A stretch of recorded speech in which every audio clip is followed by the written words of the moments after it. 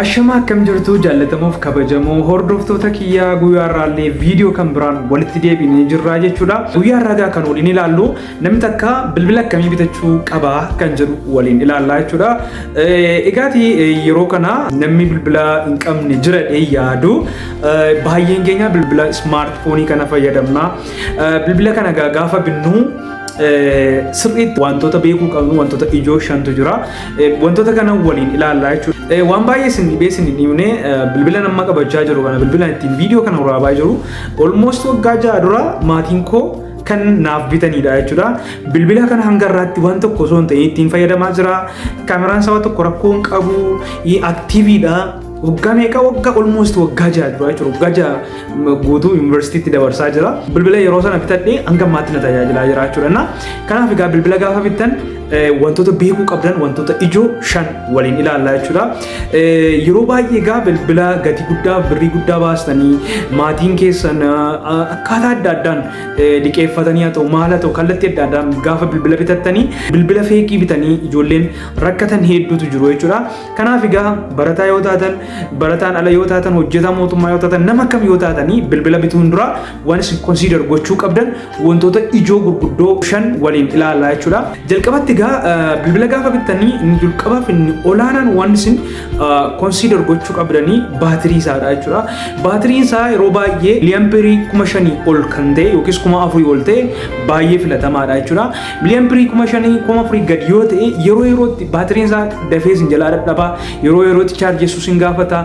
San booddee yeroo yeroon gaafa chaarjessaa deemtan immoo bilbilli keessan kun carraan miidhamuusaa guddaadha jechuudha. Kanaaf bilbila gaafa bittan tokko baatirii isaa consider osoo gootanii gaariidha jechuudha. Magaalaa jiraattanis baadiyyaa jiraattanis baatiriin keessan fakkeenyaaf osoo bakkee baatanii osoo silkii bilbiltanii amma kan isin irratti cufatu yoo ta'e utuu viidiyoo ituu laaltanii otoo viidiyoo qarrastanii utuu footoo kaastanii utoo amma kan isin irratti cufatu yoo ta'e baay'ee kan irriteet nama godhudha jechuudha. Baay'ee kan nama aarsudha jechuudha. Keessumaa gara remote area baadiyyaa irra kan jirtan immoo access amma guuttachuullee waan hin qabneef baay'ee isin rakkisuu danda'a jechuudha. Kanaaf bilbilli keessan gaafa bittan miiliyaan seetingii isaa jala seentanii miliyaampeerii 5,000 ol kan ta'e yookiis 4,000 ol ta'e bitachuu qabdu jechuudha. Inni lammaffaan waan isin consider gochuu qabdan storage isaa. Bilbila bittanii fakkeenyaaf appilikeeshinii namarraa dabarfachuun jira, footoo namarraa dabarfachuun jira, fiilmii dabarfachuun jira, faayila adda addaa bilbila keessanitti qabattanii deemuun jira. Storage isaa xiqqaa yoo ta'e amma bilbila keessan keessa faayila baay'ee jaallattan footoo baay'ee jaallattan delete gochuu sin gaafata jechuudha. Footoo wayii dabarfachuu yoo barbaaddan footoo jiran keessa delete gochuu sin gaafata. Viidiyoo wayii dabarfachuu yoo barbaaddan viidiyoo jiru keessa delete gochuu sin gaafata. Kun immoo baay'ee tokko waan dabbarudha jechuudha. Kanaaf bilbila gaafa bittanii storage isaa 64 GB 64 isaa ol utuu ta'e baay'ee tokko filatamaadha jechuudha. Sababni isaas faayila fudhachuudhaaf viidiyoo adda addaa fudhachuudhaaf even kan biraadha appilikeeshinii malee bilbila keessan itti dabarfachuudhaaf baay'ee sin rakkisaa jechuudha. Kana qofa miti bilbilli keessan storage isaa yoo guute biizii ta'ee sin rakkisaa jechuudha. Yeroo yerootti dafee sin jalaa o'aa jeelli bakka carraan sin jalaa tabalaashee isaatii baay'ee guddaadha jechuudha. Kanaaf bilbila gaafa bittan storage isaa irratti focus osoo gootanii gaarii natti fakkaata. Inni sadaffaa fi inni olaanaan immoo bilbila gaafa bitattanii kaameraa kwalitii isaa check gochuu qabdu jechuudha. Kaameraa kwalitii isaa check gochuu qabdu maaliif isiniin jedhee akkuma beekamu bara seenaa kana namni mana footoo seenee footoo ka'uu dhaabee jira. Iventiin speeshaal ta'e yoo jiraateen alatti yeroo hundumaa akkuma beekamu selfii kaa'uudha. Bakka easily accessible waan ta'eef selfie ittiin ka'uudhaaf bakka eventii tokko wayii irratti iyyuu jechuudha riyyaa keenya wajjin selfie ka'uudhaaf kaameraa kwalitiin keenya baay'ee dadhabaa yoo ta'e bakka miirri gaarii nutti dhaga'amu jechuudha. Kanaaf gaafa bilbila keessan bittan kaameraa keessan achumatti check gochuu dandeessu jechuudha. Kaameraa kwalitii isaa meegapiksilii meeqa akka ta'e froontiin isaa baakiin isaa yeroo baay'ee bilbilli yeroo baay'ee bareechanii kaasanii meegapiksilii 50 48 80 kanaa ol jechuudha. Meegapiksilii amma kanaa ol kan qabantu yeroo baay'ee bareechanii kaasuu jechuudha.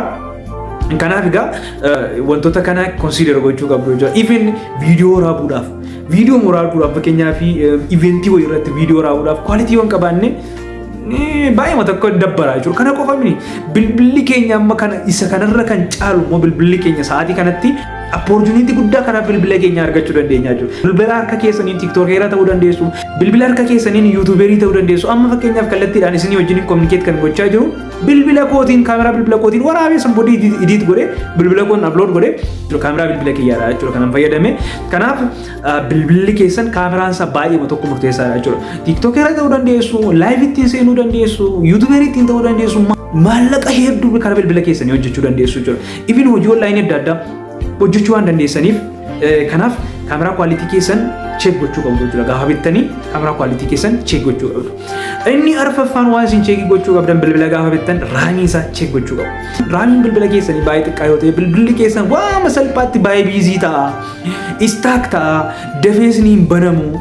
Appilikeeshinii takka xuqxanii sa'aatii tokko teessanii hedduu yeroo isin jedhu dafee isinii hin banamu jechuudha. Baay'ee sirrakkisa.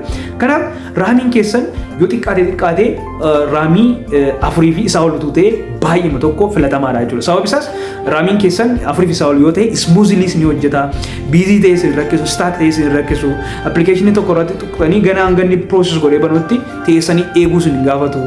Hojii isin qallalcha jechuudha. Kanaaf kana qofa min hojii online kan hojjettan yoo taatanii raamiin bilbila keessanii baay'ee murteessaadha jechuudha.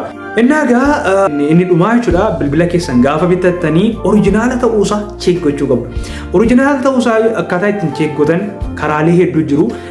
Viidiyoo kan biraa irratti isiniif qabadhee dhufa asirratti xiqqoo dheerachuu waan danda'uuf jechuudha. Originalummaa bilbila keessanii karaalee ittiin check gootanii karaalee hedduutu jiru jechuudha.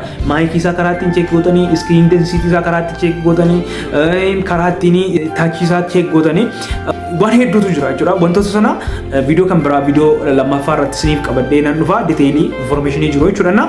Walumaa galatti egaa bilbila gaafa bitattanii originala ta'uusaa akkaataa ittiin check gootan yoo hin beeknee fi bilbila moodela haaraa ta'e bitadhaa. Yeroon isiniin jiru fakkeenyaaf bilbila kana moodela isaatuun isinitti himee moodela waggaa 6 dura turedha. Amma bilbilli kun bakka bilbila gaariidha. Bilbila akka kan keetii kanan bitadha jettanii amma deemtanii bilbila koppii isaa bitattu jechuudha. Originala isaan argattanii jechuudha. Sababni isaas bilbiloonni hedduun keessumaa bilbilli kan iPhone ripaakii ta'uu jechuudha. Sooftiweeriin isaatti jijjiiramuu danda'a, baatiriin isaatti jijjiiramuu danda'a. Waan hedduu jijjiiramee kan dhufe argattu jechuudha. Gaafa kana bilbila keessan dadhabaa isin jalaa ta'a jechuudha. Bilbila moodela haaraa as much as possible bilbila moodela haaraa bitachuu qabdu jechuudha. Yoo second hand argattan immoo nama kanaan dura bilbila sana nama harkatti argitanii ofii keessaniin maal akka ta'e waan maal bilbila sanaa yoo sirriitti diteelii kan beektan ta'e immoo namarraa second handis bitachuu dandeessu jechuudha. Innaa walumaa galatti waa'ee bilbilaa wajjin kan wal qabatu hanga ta'e information ta'e isiniif kennee dhadhee yaada waan gaaffii isinitti ta'u koomentii keessatti naaf qooda. Hanga ammaatti nu wajjin taatanii immoo viidiyoo kana like subscribe namoonni goone yoo jiraattan ammallee like subscribe gochuun akkasiin jabeessan irra deebi'ee isin gaafadha. Waan nu wajjin turtaniif guddaa galatooma.